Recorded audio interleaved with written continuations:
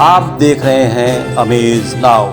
गंगा, यमुना, राप्ती और गोमती के तटवर्ती इलाकों से खबरें आप तक।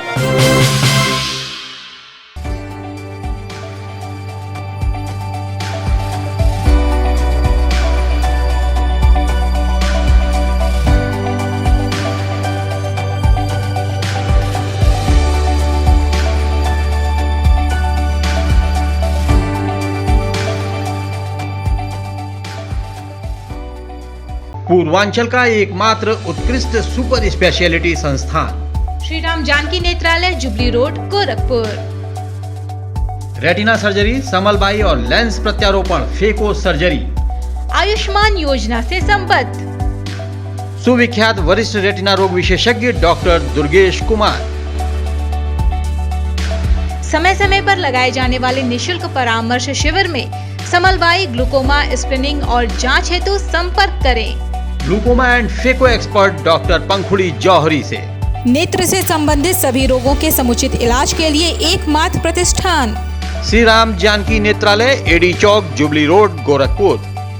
दोस्तों, जैसा कि आप सभी को पता है कि हमारा विशेष कार्यक्रम है वो गुजरा जमाना।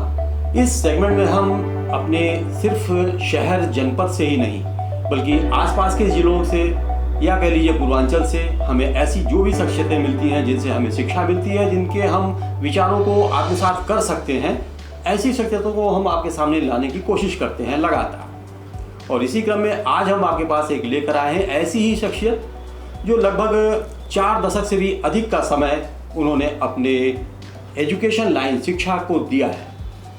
तो आइए आपको हम सीधे उनसे मिलवाते हैं जिनका नाम है सुजाना अरुणा परमार यूनस।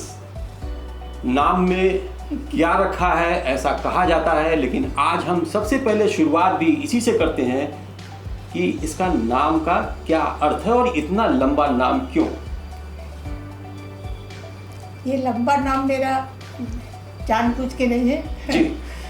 मेरे पिताजी के द्वारा दिया गया पहला 3 अक्षर, 3 जो नाम है वो फिर मेरे पिताजी के से दिया गया है जी। और चौथा जो नाम है यूनस वो मेरे फादर इन लॉ की तरफ से दिया गया है। यानी आपने फादर और grandfather? No, my father and my husband's father. Okay ji, इन दोनों का जी।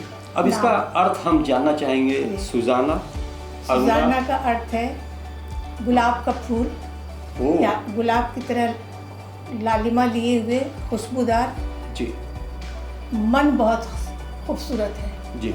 इस तरीके से ये अर्थ है उसका, खूबसूरत मन और खूबसूरत बातें। और अरुणा का अर्थ है सूर्य की किरणें। जी, सूर्य देवता जी। और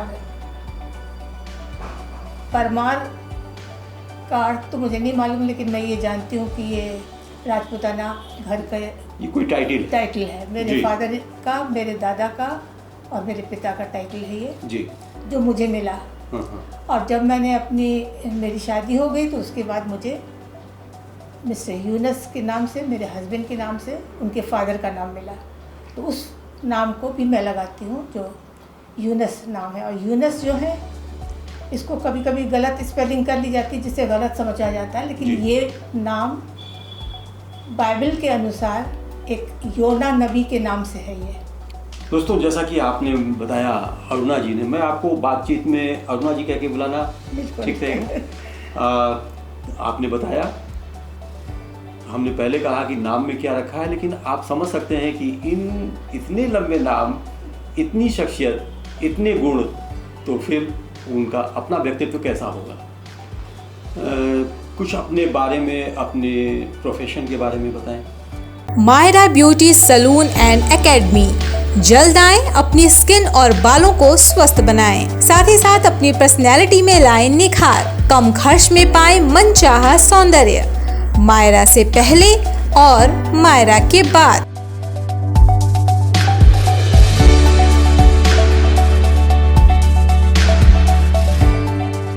proprietor Soni Gupta, cosmetologist and makeup artist. Myra beauty salon and academy. प्रारंभ के 5 सालों में छोटी जगह थी जी। तो मेरी बुआ जी वो मुझे अपने साथ पढ़ाने के लिए ले गई। कहाँ? जहाँ वो पढ़ाती थी, झांसी के पास सुहागपुर एक जगह थी जी जी। तो वहाँ मुझको ले गई, मैं उनके साथ साथ जहाँ वो पढ़ाती थी वहीं मैं भी पढ़ती थी। 4th क्लास तक मैं उनके साथ पढ़ी। उसके बाद फिर झांसी, प्रॉपर झांसी में खास, जी। वहाँ मुझे हॉस्टल में डाल दिया गया, जो बहुत ही लड़कियों का हॉस्टल था। जी और वहाँ मैं 4th क्लास में गई, लेकिन मुझे 5th क्लास में मैं गई, लेकिन कुछ महीनों के बाद मुझे प्रमोशन मिल गया जी और मैं डायरेक्ट फिर 6th क्लास में चली गई प्रमोशन में। और तब से लेकर के 10th क्लास तक मैंने वहाँ स्टडी की, 6 to 10th। जी। और फिर उसके बाद मैं वापस इलाहाबाद आई, मेरी वारामेकर गर्ल्स इंटर कॉलेज, वहाँ मेरी स्टडी इंटरमीडिएट की हुई। फिर उसके बाद मैंने city nursery training, teachers training की लखनऊ में। और लखनऊ के बाद फिर मैंने पढ़ाना शुरू किया, सीधे मैं दिल्ली बुला ली गई। वहाँ पर दिल्ली में एक इंग्लिश मीडियम स्कूल था, प्राइमरी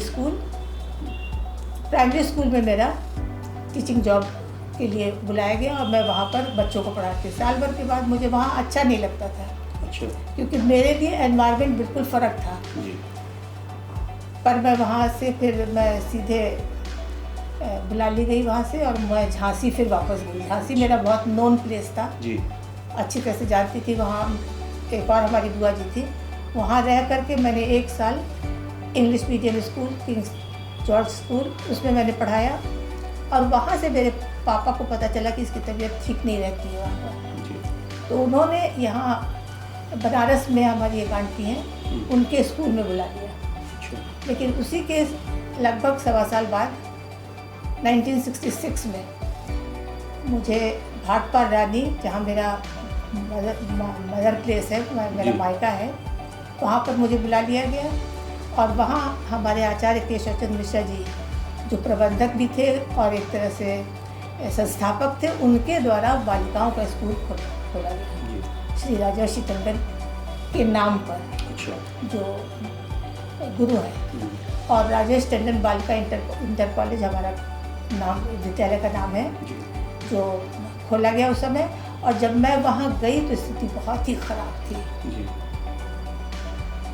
जितने भी संसाधन थे, साधन थे, चाहे वो मकान हो, कमरे हो, जी। स्कूल की बिल्डिंग हो, या सड़क हो, बिजली हो, पानी हो, किसी की कोई व्यवस्था नहीं थी। अच्छा। और उस समय बहुत इतनी ज़्यादा गरीबी थी लोगों के बीच में, और लोगों को मतलब जब घर घर में हमको मालूम हुआ कि पढ़ने में बिल्कुल इंटरेस्टेड नहीं है, लोग पढ़ना नहीं चाहते हैं, लड़के को ही केवल लड़कों को भेजते हैं, और लड़कियों की शिक्षा से वो पता नहीं क्यों मुँह मोड़ लेते थे। जी। फिर हमारे दिमाग में यही बात आई कि क्यों ना हम लड़कियों के घर घर जा कर के और उन लोगों को एक तरह से उनको प्रोत्साहित करें, उनके माता पिता को एनकरेज करें, ताकि वो जाने कि शिक्षा का महत्व है क्या। लेकिन फिर भी 4-5 साल से लेकर के 10 साल तक लगभग बहुत हम लोगों को कठिन परिश्रम करना पड़ा। सबसे बड़ी बात मेरे साथ जो मेरे फेवर में थी वो ये थी कि मेरा सारा स्टाफ, जी। कर्मचारियों से लेकर के मेरे क्लर्क और उसके अलावा मेरी जितनी टीचर्स थी, उन सब ने मेरा बहुत साथ दिया। हम लोग बैठ करके मीटिंग करते थे, योजना बनाते थे, और फिर हम लोग गांव-गांव जाते थे। जबकि गांव-गांव में कोई सड़क नहीं थी, कई बार हम लोग को पानी में, मिट्टी में चलना पड़ता था, कीचड़ मिलता था, लोगों की रहन सहन बहुत ही ख़राब स्थिति में था, और शौचालय वगैरह की कोई व्यवस्था वहाँ नहीं थी। बहुत सारी चीज़ों की बहुत कमियाँ थी। लेकिन धीरे धीरे फिर उसके बाद हम लोग जैसे जैसे गांव-गांव गए, लोगों से मिले, प्रोत्साहित किया। ये काम हम लोगों को कम से कम 3-4-5 साल तक करना पड़ा। अच्छा। और 4-4, 5-5, 6-6 किलोमीटर तक हम लोग, हमारे कॉलेज में एक इक्का था, तो उस पर बैठ करके हम लोग कई बार गए, 4-5 किलोमीटर, 6 किलोमीटर जाना। यानी कि सरकारें, अभी जो मुझे ध्यान आता है कि पिछले 15-20 सालों में से शुरू किया गया ये कार्यक्रम है स्कूल चलो अभियान, जी, जो अक्सर जुलाई के महीने में काफ़ी तेज हो जाता है और साल भर उस पर काम होता रहता है। और ये काम आपने आज से 40-45 साल पहले। बिल्कुल, ये हम लोगों की अपनी सोच थी। जी। मैंने सोचा उस पर, और मैंने सोचा कि जब इस जगह भेजा ही गया है तो परमेश्वर की जी। मर्जी है। अच्छा मैडम, ये हम जानना चाहेंगे आपने शिक्षा विभाग को ही क्यों चुना अपना प्रोफेशन? शिक्षा विभाग को इसलिए चुना क्योंकि मेरे घर में शिक्षा विभाग से मेरे पिताजी जुड़े हैं, मेरे भाई लोग जुड़े हैं और मेरी बहनें, 2 बहनें भी जुड़ी हैं। हम 8 भाई बहन हैं, उनमें से 5 जन हम लोग शिक्षा विभाग में हैं। अच्छा।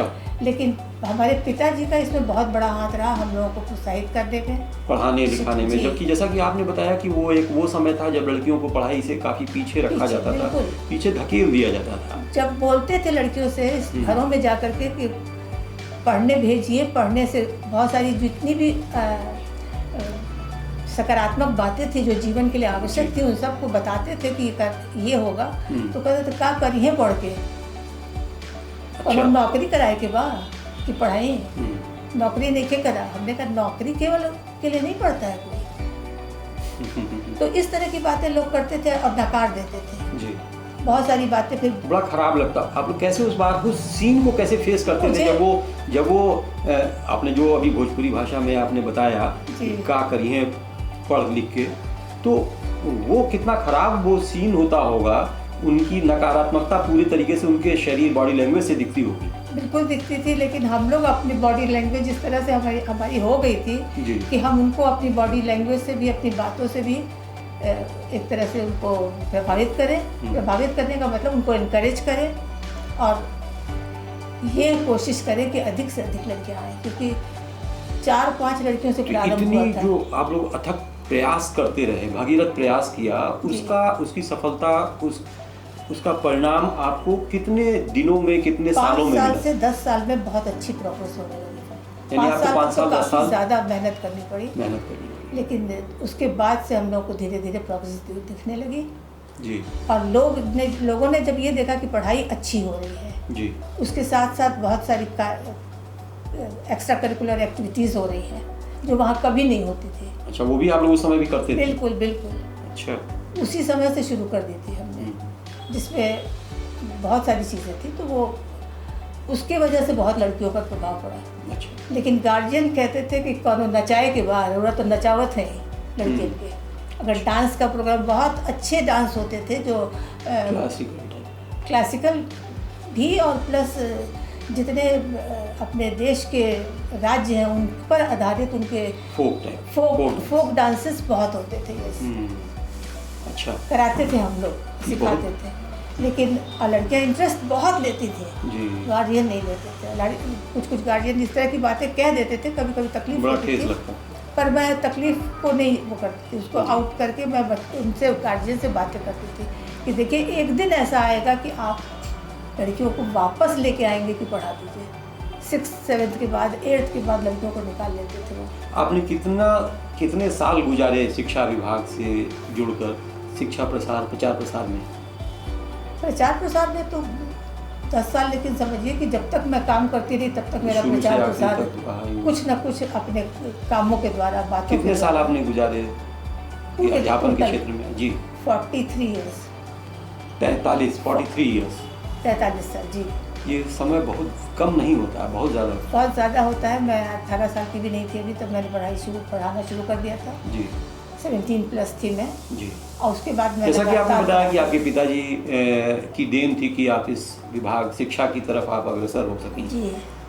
जब आपकी शादी हुई, फिर आप जब नए परिवार में गई तो आपके हस्बैंड, आपके इन-लॉज, उन लोगों ने कोई ऐसा प्रतिरोध करने की कोशिश की? नहीं, बिल्कुल नहीं। मेरे फादर इन लॉ और मेरे हस्बैंड भी वो चाहते थे कि हम लोग पढ़ाई में बहुत आगे निकलें और पढ़ें। तो जब मेरी शादी हुई उसके बाद मैंने बीएड किया। बीए मैं प्राइवेट कर चुकी थी, प्राइवेट नहीं, मदन मोहन मालवीय कॉलेज जो हमारे कॉलेज से बिल्कुल पास है। अच्छा। उसी प्रांगण में है। तो मैं बीए कर चुकी थी, पर बाद में मैंने बीएड किया, फिर एमए मैंने प्राइवेट किया गोरखपुर यूनिवर्सिटी से, फिर मैंने एमएड किया। अच्छा। और ये सब मेरे हस्बैंड और मेरे फादर इन लॉ की देन है। उन्होंने बहुत हमको, बड़े सौभाग्य की बात है, बहुत सौभाग्य की बात है कि ऐसा परिवार हमको मिला जी। जहाँ बहुत हमको एक तरह से प्रोत्साहन मिलता जी, गया। जी।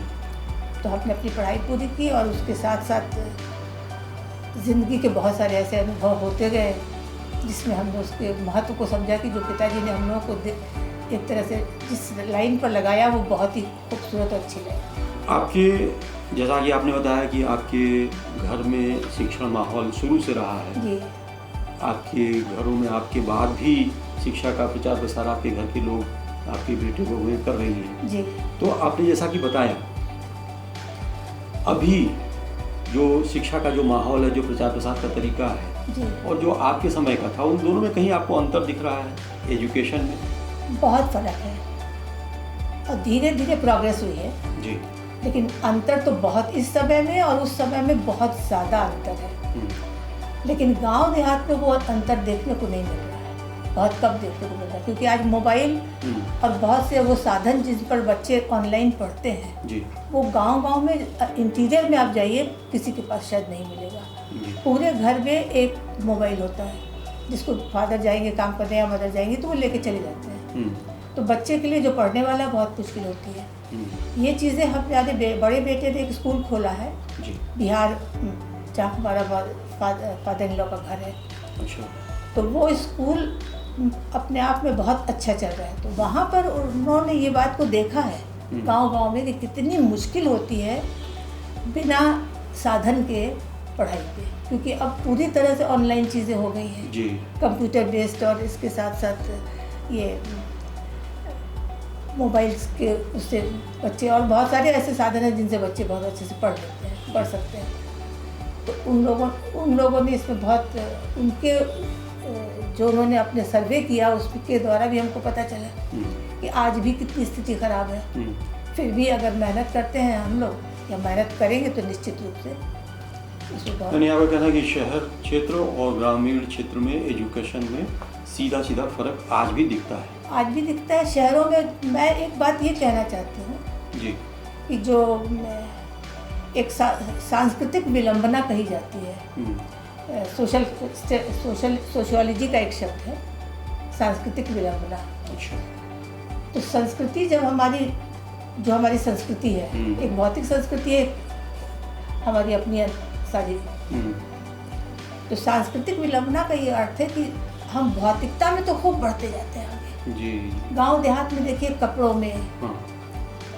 उनके फैशन में, उनके उठने बैठने चलने फिरने में, बोलचाल में बहुत चेंज हुआ है। घर गृहस्थी बनाने में और भौतिक ये जितनी भी चीज़ें हैं इसकी साधन, जितने भी साधन है किसी भी काम को करने के लिए, वो सब बहुत आयत से हैं सबके पास गाँव में। लेकिन और सड़कें भी अब बन गई हैं बहुत सी। और जो सांस्कृतिक विलंबना कहते हैं तो वो हमारी अपनी वो प्रवृत्ति है जो हमको संस्कारों से मिलती है। जी जी जी, बिल्कुल। आंतरिक, तो वो आंतरिक स्थिति जो हमारी है वो बिगड़ती जा रही है।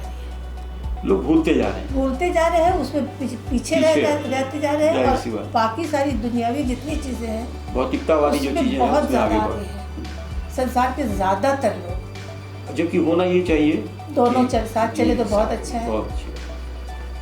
देखिए ये सारी चीज़ें, मेरा मानना है कि ये सारी चीज़ें हमें आप जैसे लोगों से, अनुभवी लोगों से ही मिल सकती है, हमें और समाज को। आपने बताया कि सड़कों का विकास हुआ है, चाहे वो शहर हो या देहात हो। यहाँ तक कि गांव में इंटरनेट की सेवा भी पहुँच चुकी है। मोबाइल उसका जीता जाता उदाहरण है, प्रमाण है। जी। संस्कृति की बात आपने उठाई है। जी। अब सीधे आते हैं आपके समय में जो संस्कृति रही है, न कि सिर्फ देहात की बात करें, ओवरऑल सोसाइटी की बात करते हैं। जी। क्या फ़र्क दिख रहा है? संस्कृति को मैं दो रूप में लेती हूँ। जी। एक तो वो संस्कृति जिस पे जीना चाहिए, जिसको सीखना चाहिए, जो अपने अंदर की जितनी खूबियाँ हैं, जो परमेश्वर ने हमें वरदान दिए हैं, जो हमें गुण दिए हैं, जी। जो हमें आत्मा के फल कहते हैं, यानी करुणा, प्रेम, दया, ये सारी चीज़ें, संयम, ये आत्मा के फल हैं। आत्मा के फल हैं। धैर्य, करुणा, प्रेम, दया, एक दूसरे का आदर करना, पहुनाई में आगे बढ़ कर के रहना, पवित्रता, पवित्र जीवन हो, बाल बच्चे जैसा मन हो, शुद्ध मन हो, तभी हम ये चीज़ों को अपना सकते हैं। तो ये सारी चीज़ें जो है ये एक तरह से धार्मिक और आध्यात्मिक प्रवृत्ति है जो परमेश्वर ने हमारे एक शरीर के अंदर अपने स्वरूप में हमको बनाया और बीज उसमें के रूप में डाल दिया था। जी जी। पहले से ही। जी। तो मनुष्य के पास इतनी बड़ी धरोहर है, खूबसूरत संस्कृति है अंदर, जिसको अगर हम चाहें तो हम दुनिया में कितना खूबसूरत राम राज्य कहते हैं ना आजकल बहुत, कि राम राज्य आएगा। अभी तो नहीं दिखाई दे रहा है, जी जी उल्टा दिखाई दे रहा है काफ़ी कुछ। सच तो ये है, लेकिन आएगा ज़रूर। जी। हम कहते हैं कि परमेश्वर का राज्य आएगा। वो सारी खूबसूरत चीज़ें जो मनुष्य के अंदर है, एक दिन मनुष्य इसका बाहर एहसास दिखेगी। करेगा कि हमारे पास वो खजाना है जो कोई दौलत नहीं दे सकती संसार की। जब वो अनुभव हो जाएगा तो निश्चित रूप से लोगों के अंदर प्रेम भाव, एक दूसरे के प्रति सहयोग, एक दूसरे के प्रति सहायता, एकता की भावना, समभाव आएगा। किसी तरह का कोई भेदभाव आपस में नहीं होगा। मनुष्य मनुष्य है, ये अच्छी जाने। बातें आपने अभी कही जी। हैं, बहुत अच्छी बातें। जब से हम लोगों की बात, सारी बातें आपकी बड़ी जोरदार हैं, मज़ेदार हैं और ग्रहण करने योग्य हैं। अभी आपने कहा जी। कि अंदर एक ऐसा खजाना है जो परमेश्वर ने दे रखा है। जी ज़रूरत है उसे खंगालने की, उसे निकालने की, जी दिखने की, दिखाने की। जी लेकिन उसके भी पहले अभी आपने कहा कि लोग आध्यात्मिकता को, धार्मिकता को भूलते जा रहे हैं। तो ये दोनों में एक गैप है। अपना अपना विश्वास है। देखिए, जी अलग अलग जितने भी जाति और धर्म के लोग हैं, अपने अपने विश्वास के अनुसार चल रहे हैं। कहीं पर बहुत कट्टरता है, कहीं पर बहुत प्रेम भाव है, बहुत अच्छे से एक दूसरे से मिलते हैं, जुलते हैं। और मैंने भारतवर्ष में एक बात देखी है, इन 60 सालों में तो मैंने देखा ही है जी कि लोगों का एक दूसरे के प्रति वो मतभेद नहीं है या वो कटुता नहीं है जो दिखाई जाती है कुछ लोगों के द्वारा। अच्छा। ये निश्चित रूप से मैं कह सकती हूँ, क्योंकि मैं ऐसी जगह पर रही हूँ जहाँ पर ब्राह्मण लोगों का वर्चस्व था, क्षत्रिय लोगों का वर्चस्व था, और उसके साथ साथ समाज के जितने भी अन्य जाति और उसके लोग माने जाते हैं, उपजाति, सब हमारे संस्थान में आते। एज अ टीचर थे, एज अ स्टूडेंट थे, एज अ कर्मचारी थे। मतलब स्टूडेंट भी थे, टीचर भी। जी, और कर्मचारियों में भी थे। टॉप टू बॉटम हर जाति, हर तरह के लोग वहाँ पर थे। और सबसे मैंने ये देखा था कि हमारे जो आचार्य केशव चंद्र मिश्रा जी थे, जी। तो उनका एक व्यक्तित्व ऐसा था कि वो सबसे इस तरीके का व्यवहार करते थे जैसे एक दूसरे से पूरा मेल करके, और एक परिवार जैसा। परिवार जैसा। और कभी कोई भी कार्यक्रम होता था तो किसी को वो छोड़ते नहीं थे, सबकी मतलब एक तरह से वो मीटिंग बैठाते थे। अच्छा मीटिंग बुलाई जाती थी, अच्छा। सभा बुलाई जाती थी, और सबके योग्यता के अनुसार काम बांटा जाता था। और पूरे संस्थान का डिग्री, इंटर, हाई स्कूल, हमारा सब लड़के लड़कियों का सबका मिला करके एक साथ सारे कार्यक्रम होते थे, और जिनकी जो योग्यता होती थी उसके अनुसार कार्य सौंपा जाता था। मुझे सांस्कृतिक कार्यक्रम का पूरा जिम्मेदारी थी, और हम लोगों ने उसको बहुत बखूबी निभाने की कोशिश की। कुछ ऐसी चंद लाइनें जो हमारे दर्शक भी तुरंत सुनना चाहेंगे, आपने अपने शब्दों में उसे उतारा हो, ऐसा कुछ?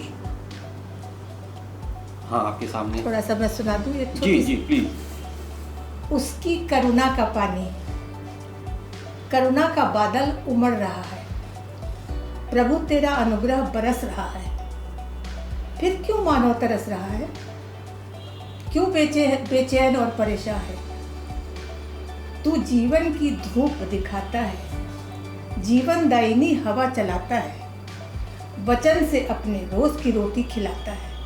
तो दर्शकों, देखा जो आपने, ये एक सेकंड मैं ये दिखाना चाहूँगा, ये जो डायरी है आपकी मैडम की, इन्होंने अपने हाथों से, अपने कलम से अपने विचारों को अपने शब्दों से उतारा है।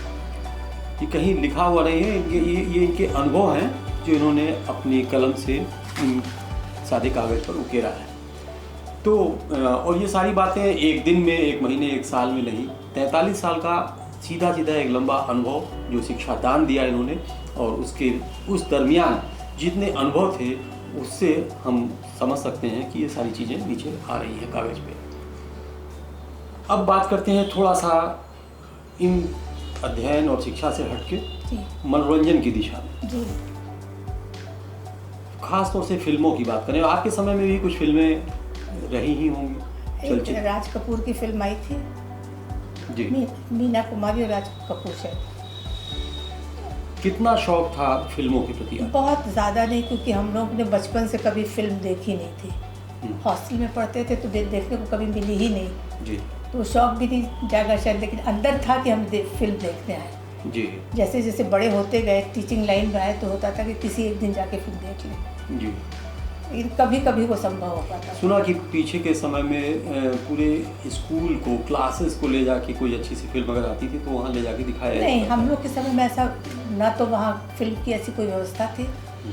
प्रारंभ में, अब बाद में हो गई, एक थिएटर बना जी जिसमें चलाते थे लोग भाटपा रानी में, जी क्योंकि भाटपा रानी बहुत छोटा एक गांव था, उसके बाद वो धीरे धीरे कस्बा हुआ, फिर उसके बाद तहसील बना, फिर उसके बाद अब तो एक शहर के रूप में, जी। छोटा मोटा शहर के रूप में विकसित हो गया है। तो वहाँ पहले ये सब व्यवस्था बिल्कुल नहीं नहीं थी। थी, और कोई ऐसे संसाधन पूर्वांचल में क्वालिटी एजुकेशन और एक्सीलेंट प्लेसमेंट के लिए अनेक राष्ट्रीय एवं अंतर्राष्ट्रीय पुरस्कारों से सम्मानित KIPM GIDA Gorakhpur admissions open for BTech, B Pharma, M Pharma, MBA and Polytechnic. Now also offering BBA, BCA and BCom courses. KIPM GIDA Gorakhpur. फिलहाल हम बात कर रहे थे फिल्मों की। आपने एक शब्द में राजकुमार का नाम लिया, राज कपूर का नाम राज लिया, कपूर का। और कुछ और ऐसे नाम जो आपको याद हो उनके अभिनय और उनकी कला पर? संजीव कुमार जी। अमिताभ बच्चन जी तो हैं ही हैं। अभी फिल्मों का देखने का मन या ऐसा चलन में है? बहुत आपके? कम, ज़्यादा नहीं, लेकिन अच्छी फिल्में आए जिससे कुछ सीख भी मिले। अभी आखिरी में आपने कोई फिल्म देखी हो, उसको हमें दर्शकों को वो बताइए। मैंने बाहुबली फिल्म अभी आपने देखी? जी। अच्छा, हमको लगता है ज़्यादा में 3 साल तो हो गए होंगे। जी 3-4 साल हो गए। जी, तो बड़ी जोरदार पिक्चर और बहुत पैसे उसने अर्जित किए अपने उस। अब ये तो मुझे नहीं पता कि वो लोग कितने पैसे अर्जित करते हैं। नहीं, उसने रिकॉर्ड लेकिन- बनाया। अच्छा जी।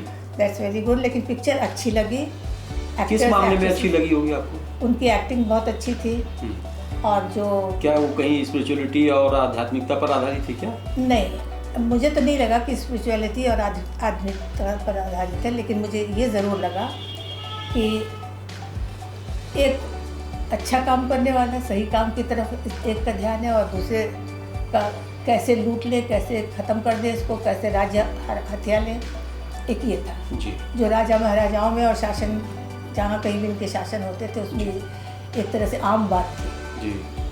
कि अपने पिता तक को मार करके ख़त्म करके चाचा को मार अच्छा, के उसमें खत्म करके रजवाड़ा कुछ दिखाया गया है। जी, अच्छा। अब मुझे बहुत अच्छी तरह से याद नहीं है, लेकिन बस वही आखिरी फिल्म थी मुझे जहाँ तक याद है।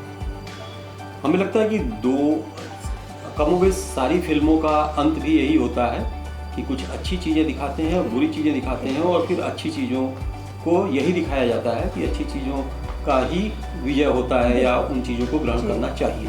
जी, बुराई हारती नहीं है कभी, हार मानना नहीं चाहती है, लेकिन सच्चाई जो है, अच्छी चीज़ें जो हैं, वो निश्चित रूप से जीतती हैं कभी कभी। बुराई जीतती नहीं है, पर हार नहीं मानती है। बहुत अच्छी बात है आपने बोला कि ये मैंने अपनी लाइफ में देखा है। गलत करने वाले हार नहीं मानते हैं, मानना ही नहीं चाहते हैं, इतना अहंकार। लेकिन सबके बाद अंत सच्चाई की ही विजय होती है, डेफिनेटली होती है। धैर्य की ज़रूरत है, धैर्य की। बहुत ज़्यादा, ऑलमोस्ट लोगों में पेशेंस थोड़ा कम होता जा रहा है, बहुत ज़्यादा। अब तो एकदम तुरंत किसी बात को कुछ भी समझ करके तुरंत रिएक्ट एक्शन, हाँ, एकदम एक्शन पर आ जाते हैं। रिएक्शन में मेन उनका मारपीट और मुंह से गलत बातें बोलना यही होता है। जी। बहुत अच्छी अच्छी बातें आपने बताई। अब थोड़ा सा हम लोग बात कर लेते हैं गोरखपुर, चूँकि जिस शहर में हम लोग रह रहे हैं। जी। कितने साल हो गए होंगे आपको रिटायरमेंट लिए? 15 साल कंप्लीट हो गए अभी। अच्छा। जी, जैसा कि आपने बताया कि 15 साल सेवानिवृत्ति के होने के बाद, यानी कि लगभग 75-77 बसंत आपने इस जीवन के देखे। क्या कहेंगी अब जो अब तक देखती चली आई, इस समय का जो माहौल है, इस समय का जो विकास कार्य है, इस समय की जो जनरेशन है, क्या फ़र्क दिखता है दोनों के बीच में? सबसे बड़ी बात तो ये है कि पॉपुलेशन इतनी डेंस्ड पॉपुलेशन है अपने भारतवर्ष में, और बढ़ती जा रही है, जिसके लिए कोई किसी तरह का कोई उपाय सही ढंग से नहीं किया गया अब तक। जी। और इसके लिए बहुत स्ट्रिक्टनेस की ज़रूरत है। शिक्षा के बारे में तो मैं यही कहूँगी कि अभी भी बहुत आवश्यकता है सुधार की। बहुत अच्छी बात। हालांकि ये बड़ा लंबा और पुराना गूढ़ विषय है जी। कि लॉर्ड मैकाले के जो सिस्टम पर पढ़ाई चल रही है जी ये बदल देना चाहिए, ऐसा कई बार चर्चाओं में आता है। जी, आपका क्या कहना है? मेरा कहना ये है कि व्यवहारिक शिक्षा ज़्यादा होनी चाहिए। बहुत बढ़िया। जो हम व्यवहार में पूरा जीवन देखते हैं, करते हैं, जिन जगहों में रहते हैं, उन सब को एक में ले करके और गांव और शहर सबके बच्चों को एक जैसी शिक्षा मिलनी चाहिए और ऐसी शिक्षा मिलनी चाहिए जिससे उनका अंदर का विकास भी हो, आंतरिक और बाह्य का पूरा विकास हो, और ऐसा विकास हो जिससे वो अपने लिए करे, अपने परिवार के लिए करे और दूसरों को भी, पूरे समाज को कुछ दे सके, देश को कुछ दे सके। ये बहुत ज़रूरी है।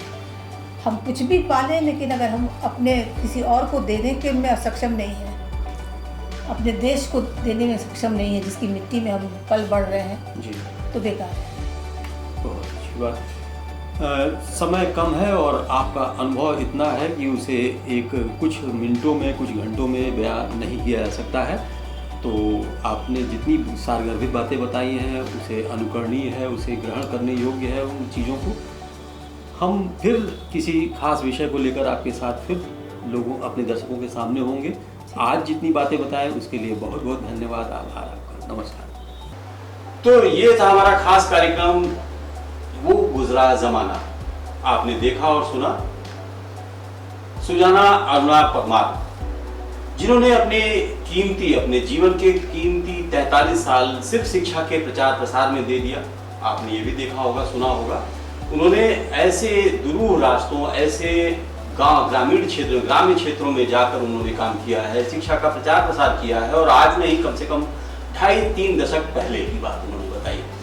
तो दूसरी तरफ उनकी रचनाओं पर अगर यदि आप गौर करें, उनकी रचनाओं में उन्होंने कितना कोमल हृदय है, करुणा का बादल उमड़ रहा है, प्रभु तेरा अनुग्रह बरस रहा है, प्रभु की इस कृपा पर उन्होंने आभार जताया तो वही मनुष्य को चिताया। फिर क्यों मानव तड़प रहा है, मनुष्य जाति पर एक सवाल क्यों तड़प रहा है। इतना ही नहीं, उन्होंने डांट भी लगाई, ए नादान इंसान क्यों नहीं होता खबरदार।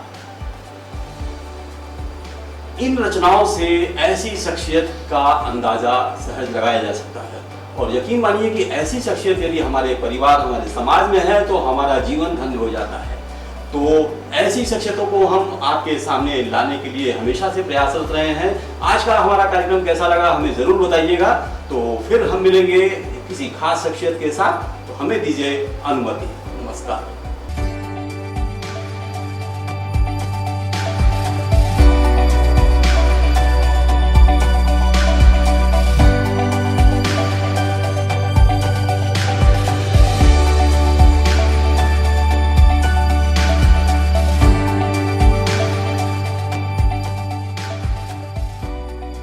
वाणी mobile Baldev plaza Golghar Gorakhpur. IPhone, OnePlus, Samsung, Vivo, Oppo, Realme, MI, Lava, Tecno Moto ये सभी प्रोडक्ट उपलब्ध हैं। हमारे यहाँ सभी प्रकार की उत्कृष्ट आधुनिक और लेटेस्ट मोबाइल उपलब्ध। बलदेव प्लाजा गोलघर, राजेंद्र नगर, गोरखनाथ और हाटा कुशीनगर जनपद में भी वाणी मोबाइल की सभी सेवाएं उपलब्ध। Mobile number 918687419008।